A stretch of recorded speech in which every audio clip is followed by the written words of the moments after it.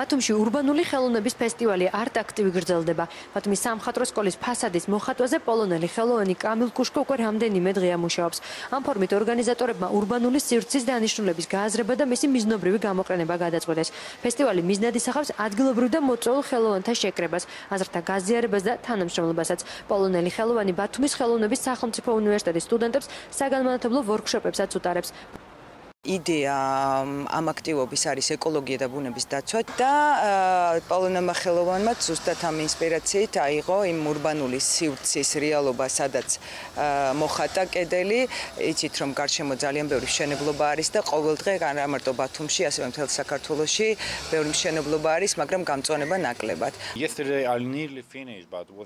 მე მომაწოდეს ინფორმაცია, რომ შესაძლებელი იყო ბათუმში კედელი მომეხატა და მომიწვიეს. ქალაქში შაბათს ჩამოვედი. უკვე რამდენიმე დღეა კედლის მოხატვა მიმდინარეობს. ახლა ტემპერატურის დაწევას ველოდები, რომ მზე ჩავიდეს და ნამუშევარი ბოლომდე დავასრულო. დღეს ბათუმელ სტუდენტებს ვორქშოპიც ჩაუტარე. ბოლო სამუშაო დღე მაქვს და კედლის მოსახატად ბოლო შტრიხებს